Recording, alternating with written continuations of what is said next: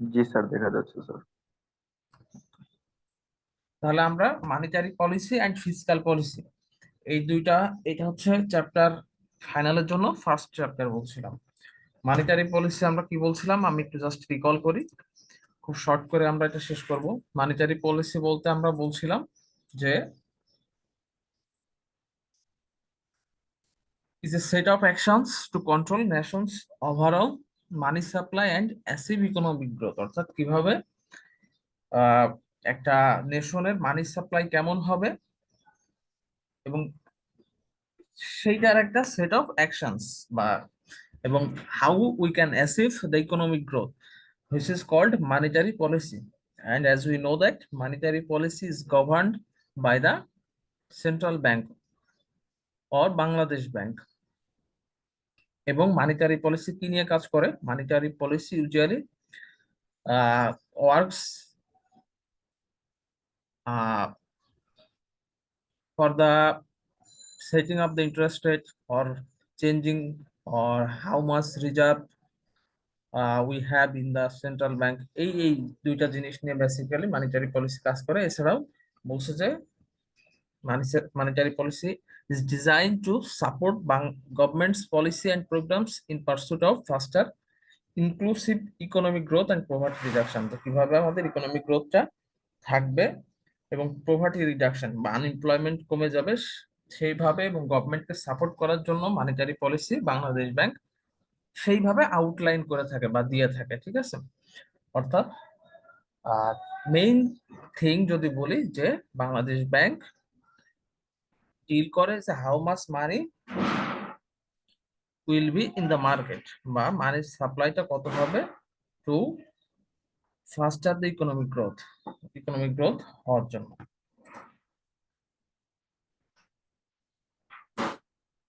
এবং এটা inflation, unemployment, interest rate এগুলা বা রিজার্ভ এগুলা নিয়ে কাজ করে মনিটারি পলিসি, যাতে ইনফ্লেশনটা কম থাকে। মানি সাপ্লাই কত মার্কেটে রাখলে ইনফ্লেশনটা কম থাকবে, আনএমপ্লয়মেন্ট বা আস্তে আস্তে কমে আসবে আনএমপ্লয়মেন্ট, সেগুলা নিয়ে কাজ করে, ঠিক আছে।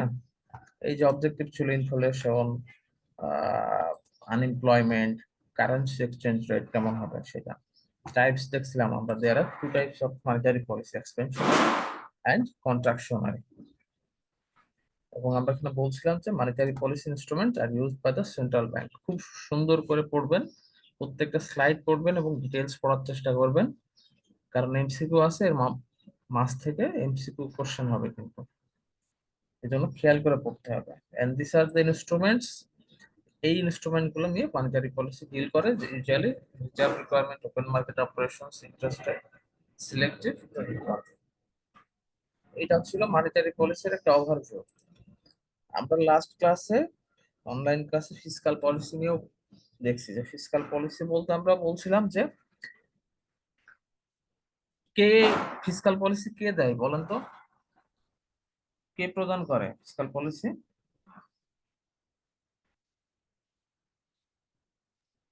গভর্নমেন্ট। Right, exactly, government. আমরা দেখছিলাম মানিটারি পলিসি যেমন বাংলাদেশ ব্যাংক দেয়, on the other hand fiscal policy is governed set up by the government.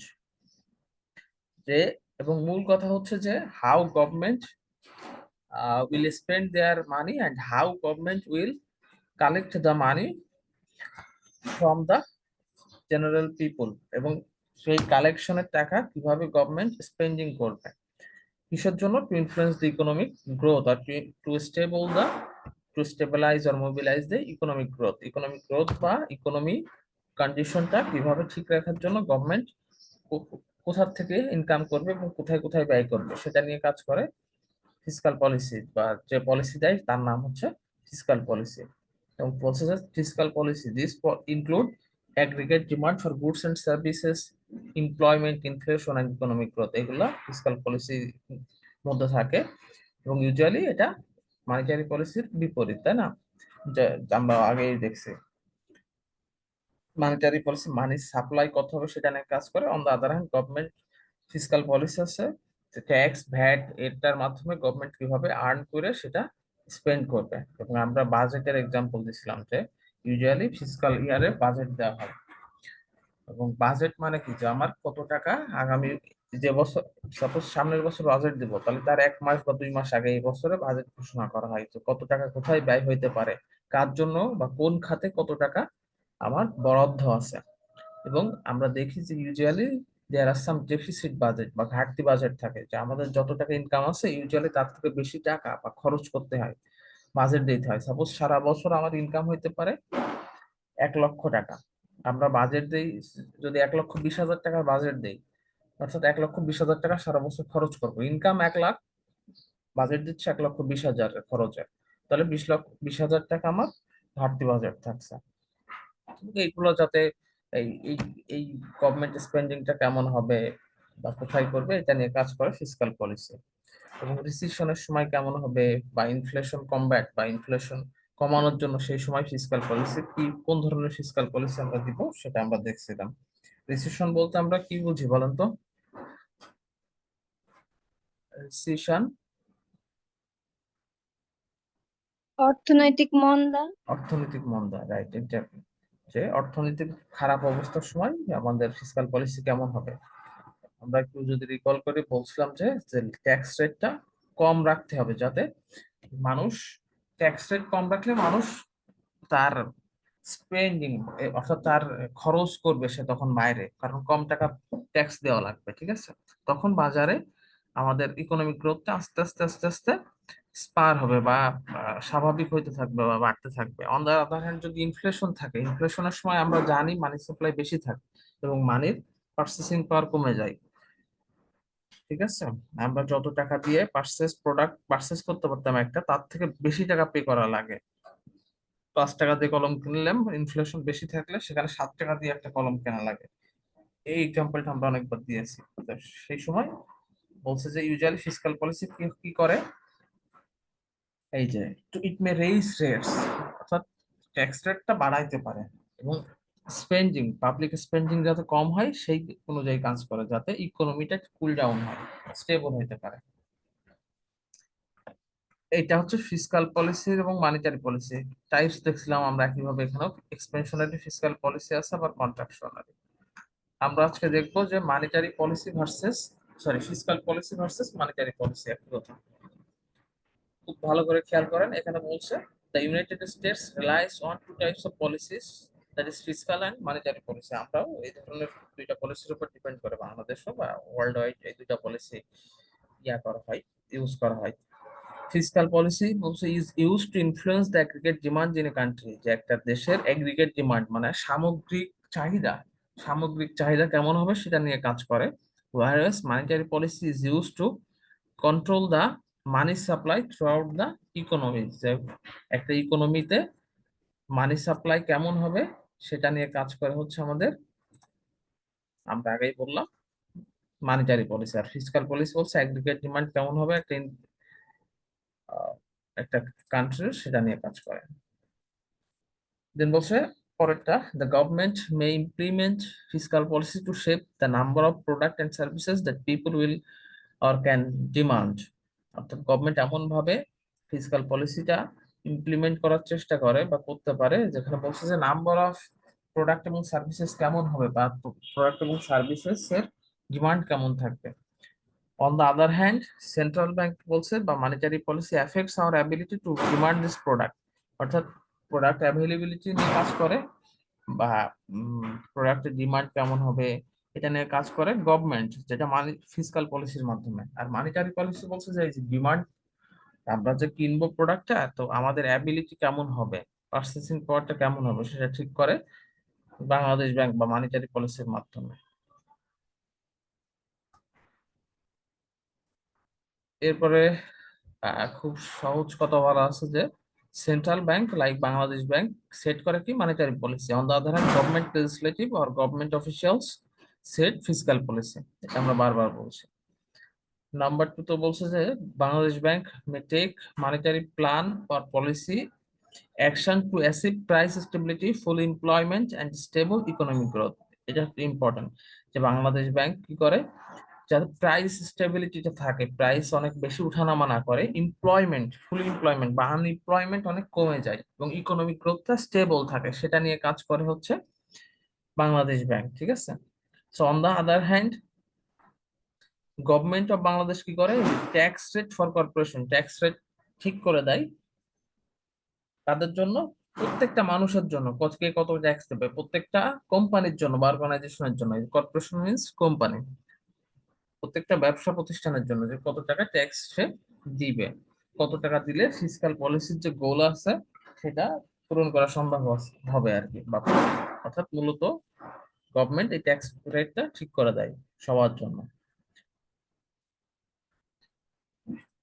And number three বলছে যে monetary policy refers to central bank activities that are directed toward influencing the quality of money and credit in the economy. আম- এটা monetary পলিসিটা আমরা as we know that it is a activities of central bank, এবং central bank কি করে, influence করার চেষ্টা করে the quantity of money and credit in the economy, যে আমার মানির কোয়ান্টিটি কত থাকবে বা একটা দেশের ইকোনমিতে লোন কেমন থাকবে, মানি সাপ্লাই কেমন থাকবে। On the other hand or by contrast, মানে বিপরীত ভাবে, ফিসকাল পলিসি করে prefers to the government's decision about taxation and spending, ট্যাক্সেশনটা কেমন হবে, ট্যাক্স রেট কেমন হবে, এবং government where the government will spend this money, কোথায় কোথায় ব্যয় করবে।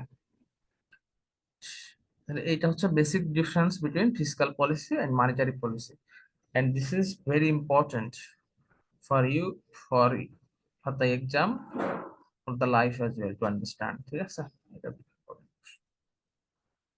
এরপর বলছে যে similarities between fiscal and monetary policies, there are some similarities। কি similarities বলছে, both monetary policy and fiscal policies are used to regulate economic activity over time, অর্থাৎ ইকোনমিক অ্যাক্টিভিটিটা কেমন হবে, both policies are aimed to regulate the economic activity, অর্থাৎ প্রত্যেকের লক্ষ্য, দুইটা পলিসির লক্ষ্য হচ্ছে ইকোনমিক অ্যাক্টিভিটিটা ঠিক রাখা। Also they can be used to accelerate growth when an economy starts to slow, or moderate and activity when an economy starts to overheat, অর্থাৎ যখন ইকোনমিটা স্লো হবে বা অনেক বেশি বুম হয়ে যাবে, তখন কিভাবে এই দুইটা ইকোনমি বা দুইটা পলিসি ইকোনমিটা স্টেবল রাখতে ট্রাই করে। In addition, fiscal policy can be use to redistribute income and wealth, আমরা কি জানি যে ফিসকাল পলিসি যে ইনকাম এন্ড ওয়েলথ ডিস্ট্রিবিউট করার কাজও করে, কিভাবে, যে গভর্নমেন্ট স্পেন্ডিং বা কিভাবে টাকা আমাদের কাছ থেকে ট্যাক্স রেটের মাধ্যমে বা ভ্যাটের মাধ্যমে ইনকাম করে তারা খরচ করবে, এটা ঠিক করে দেয় হচ্ছে ফিসকাল পলিসি। তাহলে এটা বেসিক কথাবার্তা বা বেসিক সিমিলারিটিস। বলছে the overreaching goal of both monetary and fiscal policy is normally, এইটা হচ্ছে কথা, the creation of economic environment where growth is stable, positive, inflation is stable and low. এটা হচ্ছে মেইন কথা দুইটা পলিসির, যে ইকোনমিক এনভায়রনমেন্টটা সৃষ্টি করবে, ইকোনমিক এনভায়রনমেন্ট, এবং ইকোনমিক গ্রোথটা স্টেবল এবং পজিটিভ রাখতে ট্রাই করবে। On the other hand, inflation থাকবে স্টেবল, অথবা ইনফ্লেশনটা আমরা কি জানি সবসময় একটু কম রাখা, বা কম রাখলে সেই ইকোনমির জন্য ভালো, ইনফ্লেশনটা কম রাখার ট্রাই করবে। তাহলে বোথ আর এই পার্সপেক্টিভে তাদের গোল বা বোথ পলিসির গোল হচ্ছে same. Crucially, also the aim is therefore to steer underlying economy so it does not experience economic booms that may be followed by extended periods of low or negative growth, high levels of unemployment. In such stable economic growth, households can feel secure in their consumption and savings decision. বলছে যে যদি ইকোনমিটা stable থাকে, তো সেই ক্ষেত্রে প্রত্যেকেই, each and everyone in this country or in this economy, সেই দেশের ইকোনমি অর্থনৈতিক অবস্থা ফিল সেফ, তাদের কনজাম্পশন এবং সেভিং এর ক্ষেত্রে তারা সিকিউর ফিল করে, বা ইকোনমিক কন্ডিশনটা স্টেবল থাকলে প্রত্যেকের জন্য, সেই সোসাইটির মানুষের জন্য জিনিসটা ভালো হয়, কারণ সেখানে অনেক বেশি যে ইকোনমিক ইনফ্লেশনটা অনেক বেশি থাকে না, জাস্ট মিনিমাম বা অপটিমাম লেভেলে থাকে। This are the similarities. Basic জিনিসপত্র আমরা দেখলাম যে বেসিক এইম হচ্ছে এইটা, যে আমাদের ইকোনমিক এনভায়রনমেন্ট এবং গ্রোথটা স্টেবল এবং পজিটিভ রাখা, এবং ইনফ্লেশনটা কমায় রাখা। লাস্ট ক্লাসে আমরা হালকা বাজেটের কথা বলছিলাম, মনে আছে, যে বাজেট একটা বলছে যে refers to an estimation of revenue and expenses that is made for a specific period of time, যে কোনো একটা পিরিয়ড অফ টাইমের জন্য আমার আয় এবং ব্যয় কত হইতে পারে তার একটা এস্টিমেশন করা। এবং বাজেট অবশ্যই কোয়ান্টিটেটিভ ফর্মে হইতে হবে, টাকায় বা টাকায় না, মানে নাম্বারে গোনা যাবে এমন ভাবে বাজেটটা তৈরি করা হয়। ঠিক আছে, তাহলে আমি আগামী 1 বছর কত টাকা, বা একটা দেশ আগামী 1 বছরের যে বাজেট, যার কারণে প্রত্যেক বছর কি মাসে বাজেট ঘোষণা করে বলেন তো?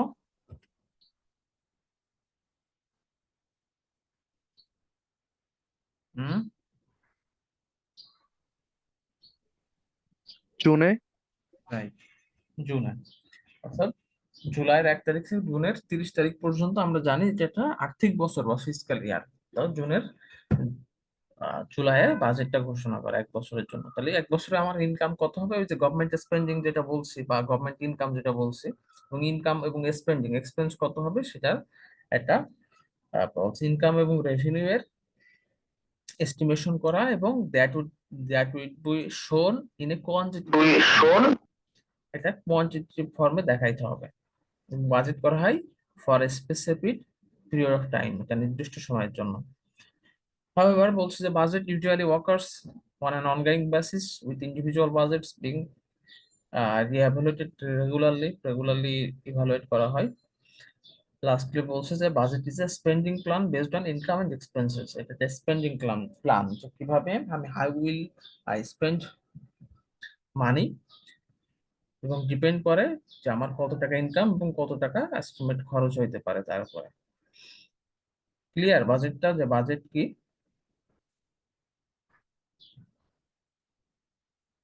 এই বুঝছেন? জি স্যার। ওকে, এরপরে বলছে যে budget can be outlined for a family, প্রত্যেক সবার জন্য পার্সোনাল একটা ইন্ডিভিজুয়াল সে নিজের জন্য বাজেট করতে পারে যে আমি কত টাকা ইনকাম করি, কত টাকা খরচ করবো মাসে, অথবা কত টাকা এবং কত টাকা আমি সেভ করতে পারি। এটা ফ্যামিলি এই বাজেট করতে পারে, গ্রুপ অফ পিপল করতে পারে, কান্ট্রি করতে পারে, এন্ড অর্গানাইজেশন প্রত্যেকে তার নিজের জন্য বাজেট করতে পারে। And also the budget is classified into the following three parts, that is balanced budget, surplus budget, and deficit budget. The budget can be divided into three types: balanced, surplus, and deficit. এই তিনটা কি আমরা একটু পরে দেখবো, তার আগে আমরা জাস্ট একটু ফিচারটা দেখে নিই। ফিচার্স অফ বাজেট, বাজেট অবশ্যই ফার্স্ট ফিচার কি বলছে?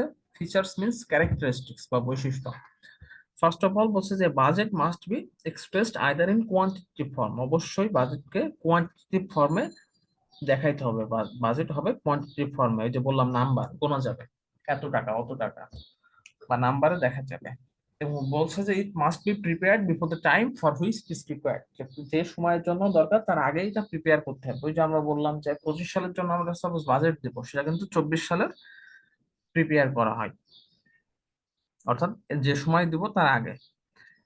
দেন বলছে এখানে এক্সাম্পলও দেওয়া আছে, 2013-14 সালে আমরা বাজেট করছি, যেটা সাব 13-14 সালের জন্য আমরা যদি বাজেট দিতে চাই, তাহলে সেই বাজেটটা ঘোষণা করা হবে বা প্রিপেয়ার করা হবে 2012-13 সালে, এক বছর, 1 ইয়ার এগো, 1 বছর আগে। Number 3, budget must be prepared in a definite period of time, budget অবশ্যই নির্দিষ্ট সময়ের জন্য দেওয়া হবে, এর আগে বললাম এটা নির্দিষ্ট টাইম পিরিয়ড থাকবে, এই সময়ের জন্য বাজেট দেওয়া হচ্ছে। এরপর বলছে যে budget must be prepared in accordance with the business policy of the business enterprise, the business এন্টারপ্রাইজের পলিসির সাথে অ্যালাইন করে বাজেটটা দেওয়া হয়। এবং লাস্টলি বলছে যে budget are prepared normally for attaining organizational objectives, বিভিন্ন অর্গানাইজেশনাল অবজেক্টিভস বা যে প্রতিষ্ঠানের জন্য বাজেটটা দেওয়া হবে সেই প্রতিষ্ঠানের অবজেক্টিভ যাতে, সেটা হোক দেশের জন্য বা কোনো অর্গানাইজেশনের জন্য, তাহলে তার অবজেক্টিভটা যাতে ফুলফিল হয় সেইভাবে বাজেটটা প্রিপেয়ার করতে হবে এবং পাবলিশ করতে হবে। তাহলে এর আগে আমরা দেখছিলাম যে বাজেট 3 প্রকার হতে পারে। ব্যালেন্সড বাজেট, খুব সিম্পলি যদি বলি, ব্যালেন্সড বাজেট মানে যে where total revenue are equivalent to total expenses বা গ্রেটার হবে, অর্থাৎ টোটাল রেভিনিউ এবং এক্সপেন্সেস যদি মিলে যায়, বা আমার একটু রেভিনিউ আর একটু বেশি থাকে, সেটা হচ্ছে আমার ব্যালেন্সড বাজেট। বা অর্থাৎ বাজেট আমার সাপোজ সারা বছর আমি 20,000 টাকা ইনকাম করি, আমার খরচ দেখা যাচ্ছে 20,000 টাকা হইতে পারে, সেটা আমি বাজেট দিলাম, তাহলে which is called balanced budget. Then বলছে যে ডেফিসিট বাজেট, বা ডেফিসিট মানে হচ্ছে ঘাটতি, যে আমার সারা বছর আছে ইনকাম 20,000 টাকা, and I will spend বা I am planning to spend 25,000 টাকা। 20,000 টাকা আমার ইনকাম হইতে পারে, 25,000 টাকা খরচ হইতে পারে আপকামিং মান্থে। তাহলে 5,000 টাকা আমার জন্য ডেফিসিট বা ঘাটতি বাজেট হয়ে যাবে। কারণ কি, আমার ইনকামের চেয়ে খরচটা বেশি। সেটা এখানে বলা আছে, ঠিক আছে। অর্থাৎ the fiscal balance is also is the difference between government revenue and spending. যে ডিফারেন্সটা হবে নেগেটিভ হলে সেটা deficit budget. On the other hand, যদি সেটা এই ডিফারেন্সটা পজিটিভ হয় সেটা হচ্ছে সারপ্লাস বাজেট। যেমন আমার ইনকাম সাপোজ আগামী মাসে হইতে পারে 20,000 টাকা, এবং খরচ দেখা যাচ্ছে 50,000, 15,000, 15,000 টাকার মধ্যে কমপ্লিট হয়ে যাইতে পারে। আমি একটা বাজেট দিলাম এমন ভাবে, তাহলে 5,000 টাকা আমার বেশি থাকবে, সেটা হচ্ছে আমার জন্য সারপ্লাস বা উদ্বৃত্ত বাজেট। তাহলে যে এইভাবে যদি বাজেট দেওয়া হয় এবং ডিফারেন্সটা পজিটিভলি ডিফারেন্স হয়, তাহলে সেটা surplus budget. This is called surplus budget বা উদ্বৃত্ত বাজেট। আরো ডেফিনেশন দেওয়া আছে যে what is surplus budget, what is deficit budget, দেখে নিবেন, ঠিক আছে। ভালোভাবে দেখবেন স্লাইড গুলা। এরপর বলছে যে government debt and deficit. Debt বলতে আমরা কি বুঝি? ডেট মানে কি?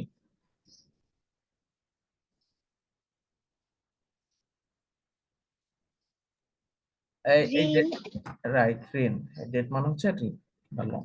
অর্থাৎ গভর্নমেন্টের ঋণ কত আছে এবং ডেফিসিট বা ঘাটতি কত হচ্ছে। ডেফিসিট বলতে আমরা আগে বললাম যে the difference between government revenue and spending. যদি গভর্নমেন্টের রেভিনিউ বা ইনকামের এবং স্পেন্ড কতটা করবে তার মধ্যে ডিফারেন্স থাকে এবং ইনকামের চেয়ে স্পেন্ডিংটা বেশি হয়, তাহলে হুইচ ইজ কল্ড ডেফিসিট। বলছে যে, এবং ইউজুয়ালি এটা মেজার করা হয় সিঙ্গেল ফাইন্যান্সিয়াল ইয়ারের জন্য। এটা হচ্ছে deficit. On the other hand, debt বলতে আমরা কি বুঝি? বলছে debt is the total amount owed by the government which has accumulated over the years. যে আমার গভর্নমেন্ট টোটাল অ্যামাউন্ট কত টাকা ঋণ নিছিল, এক কথায় সোজা কথায় কত টাকা আমরা ঋণ নিয়েছি। যেমন বাংলাদেশ কি করছে, ঋণ নিছে না আইএমএফ থেকে, ইন্টারন্যাশনাল মনিটারি ফান্ড, আইএমএফ থেকে ঋণ নিছে। তাহলে এটা গভর্নমেন্টের জন্য একটা ডেট, এটা একটা example of debt to the government. গভর্নমেন্টের কাছে এটা একটা ঋণ হিসেবে কাউন্ট হচ্ছে, তাই না? এবং বলছে যে লাস্ট বাংলাদেশের একটা এক্সাম্পল দেওয়া আছে যে at the end of the 2023 and 4 public sector net debt was, এটা হচ্ছে ইউকের একটা এক্সাম্পল দেওয়া আছে যে ইউকের এত ছিল 2690 বিলিয়ন পাউন্ড ছিল। বাংলাদেশেরটাও এখানে সম্ভবত অ্যাড করা আছে, দেখি আমরা পরে। এই যে হচ্ছে, এইটা হচ্ছে বাংলাদেশের ইয়াটা দেওয়া আছে যে stock total debt stock in Bangladesh কত ছিল, 155.71 billion dollar in the at the end of the financial year 2020, 2022 সালে ছিল। এটা একটা এক্সাম্পল যে বাংলাদেশের কত টাকা ঋণ আছে। এরপর বলছে যে the relation between government deficit and government debt can be explained through the following points. Government, আমরা অলরেডি দেখছি যে ডেফিসিট বলতে আমরা কি বুঝি, যখন আমাদের expenditure will be more than income বা রিসিভ। গভর্নমেন্ট যে টাকা ইনকাম করে বা রিসিভ করে যাচ্ছে, গভর্নমেন্টের স্পেন্ডিং যখন বেশি হবে, which is called government deficit. And government debt কোনটা, যে আমরা যেটা গভর্নমেন্ট অন্য জায়গা থেকে সরাসরি ধার করে নিচ্ছে, খুবই সহজ জিনিস। লাস্টলি একটা টপিক আমরা দেখবো শর্ট করে, রিসিশন। রিসিশন বলতে আমরা বলছি যে অর্থনৈতিক মন্দা। তাহলে আমরা একটু ডেফিনেশনটা দেখি। বলছে recession is a significant wide spread and prolonged down from in economic activity. একটা ইকোনমিক অ্যাক্টিভিটিতে significant wide spread prolong downturn থাকবে, মানে হচ্ছে যে একটা ইকোনমি একটা নির্দিষ্ট সময়ের জন্য তার ইকোনমিক অবস্থা সিগনিফিক্যান্টলি খারাপ থাকবে বা আস্তে আস্তে সিগনিফিক্যান্টলি খুব ওর্স থাকবে economic condition, this is called recession. বলছে a common rule of thumb is that two consecutive quarters of negative gross GDP, gross domestic product growth indicate recession. বলছে যে পরপর যদি দুইটা কনজিকিউটিভ ইয়ারে বা কনজিকিউটিভ কোয়ার্টারে পরপর আর কি, যদি জিডিপির পরিমাণ নেগেটিভ হইতে থাকে, তাহলে সেটা রিসেশন হিসেবে কাউন্ট করব। এটা একটা সাপোজ এমসিকিউ হইতে পারে, এখান থেকে ভালো করে পড়তে হবে একজন স্লাইডটা। বলছে however more complex formulas are also used to determine decision is বলছে এর চেয়ে বড় ফর্মুলা বা কমপ্লেক্স ফর্মুলা আমরা অনেক সময় ব্যবহার করা হয়ে থাকে রেসিশন ক্যালকুলেট করার জন্য বা ডিটারমাইন করার জন্য। আর একটা এখানে একটা লাস্ট স্লাইড আমাদের বলছে যে recession is significant decline in economic activity that last 4 months or even years. বলছে লাস্ট 4 মাস যাবত বা একটা 1 বছর যাবত যদি সিগনিফিকেন্টলি একটা ইকোনমি ডাউন করে বা ডিক্লাইন করে, একটা ইকোনমির অর্থনৈতিক অবস্থা, ওভারঅল ইকোনমি বা ওভারঅল অর্থনৈতিক অবস্থা যদি ডাউন করে, হুইচ ইজ কল্ড রিসেশন। ঠিক আছে, বা এর আগের একটা ভাইয়া ছিল যে জিডিপির পরপর 2 বছর কনজিকিউটিভ কোয়ার্টারে যদি নেগেটিভ আসে জিডিপি বা গ্রস ডোমেস্টিক প্রোডাক্ট, তাহলে সেটা কি বলা হয়? রিসেশন বলা হয় বা অর্থনৈতিক মন্দা বলা হয়। এটা ভালোভাবে দেখতে হবে। ঠিক আছে, বলছে যে এক্সপার্টস ডিক্লেয়ার রিসেশন, এক্সপার্টরা একটা ডিক্লেয়ার রিসেশন হিসেবে কাউন্ট করে কোন একটা ইকোনমিকে কখন, বলছে যখন নেগেটিভ, ওই যে আগেও বললাম, তখন নেগেটিভ জিডিপি হয় বা গ্রস ডোমেস্টিক প্রোডাক্ট হয়। জিডিপি কি আমরা আর একটা ইয়েতে দেখবো। বলছে rising level of employment, unemployment, আনএমপ্লয়মেন্টের লেভেল অনেক বেড়ে যায়, আমাদের কর্মসংস্থান কম থাকে। ঠিক আছে, তো এই বা ইনকাম কমে যায় মানুষের, এই কারণে আমাদের বা এই জন্য আমরা রিসেশন হিসেবে কাউন্ট করতে পারি বা অর্থনৈতিক মন্দা বলতে পারি যদি এই রিজন গুলা দেখা দেয় কোন একটা ইকোনমিতে। ঠিক আছে, এই সিয়ার তো নাই একজন, এটা হচ্ছে একটু স্ক্রিনশট রাখেন তো পার্টিসিপেন্টের। স্যার বলেন আসি। আছেন আছেন তাই তো, এই যে কয়জন আছে, এই যে পার্টিসিপেন্ট লিস্টের স্ক্রিনশট মারেন, রোল নাম্বারটা লিখে আমাকে নেক্সট ক্লাসে দিবেন। ঠিক আছে, নিয়েছেন? 18 জন আছি আমরা, আমি সহ 18, তাহলে 17 জন আছেন আপনারা। স্ক্রিনশট নেন আপনার ইয়াতে বা এখান থেকে নিলেও নিতে পারেন, যদিও আমার কাছে রেকর্ড আছে, তারপরেও নিয়ে আমাকে নেক্সট ক্লাসে দিবেন। আর কারোর কোনো প্রশ্ন আছে? স্যার, হুম লাস্ট ক্লাসেও যে রেকর্ড করছিলেন আমাদেরকে কি রেকর্ড গুলা হুম হুম দিবেন না, ক্লাস রেকর্ড? দিয়ে দিব আমি, আজকে বা কালকে দিয়ে দিব, বা লিংক দিয়ে দিব ক্লাসের। ঠিক আছে, দিয়ে জি দিব। স্যার। ঠিক আছে, বেস্ট অফ লাক। আর নেক্সট ক্লাস থেকে মিস করা যাবে না, 2 তারিখ থেকে কিন্তু পরীক্ষা, মাথায় আছে আপনাদের? 1 তারিখ বা 2 তারিখ থেকে নেক্সট মান্থে পরীক্ষা শুরু হবে, so we need to be serious. Semester final declare করছে ডিপার্টমেন্ট থেকে, বলছে কিছু? না স্যার। অবশ্যই জানাবে, আমরা জানিয়েছি 2 তারিখ থেকে কিন্তু এক্সাম হবে নেক্সট মান্থের, অথবা নেক্সট মান্থের ফার্স্ট উইক থেকে এক্সাম শুরু হয়ে যাবে। আর এই ক্যাম্প, আর হচ্ছে উম, আমরা আরো 2টা চ্যাপ্টার পড়বো ফাইনালের জন্য, এই জন্য ক্লাসগুলো মিস দেওয়া যাবে না, মিস দিলে যারা মিস দিবেন তাদের জন্য আরো সমস্যা হয়ে যাবে। সুতরাং এভরিওয়ান অবশ্যই অ্যাটেন্ড থাকার ট্রাই করেন। লাস্ট আর 2টা ক্লাস পাবো ফিজিক্যালি হয়তো আমরা এক্সামের আগে। ঠিক আছে, স্যার এবারও সাজেশন দিয়েন, সাজেশন না দিলে এবার একদম একজন দেওয়াই যাবে না। বুঝি না। স্যার সাজেশন দিয়েন এইবার। ইনশাল্লাহ। ঠিক আছে, মানে বেস্ট এখানে অফ লাক। কেমন হ্যাঁ, কোয়েশ্চেন আছে আমার আমরা একটু ক্লাসে তাহলে কথা বলবো।